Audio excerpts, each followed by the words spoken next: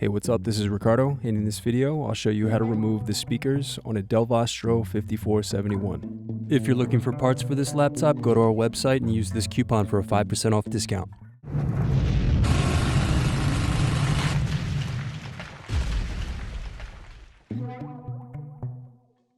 First, remove base cover screws.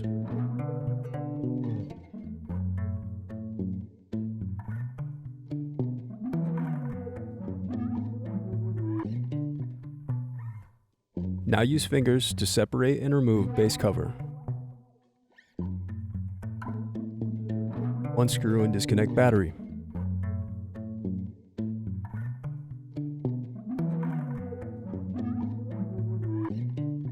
Then disconnect and remove speakers.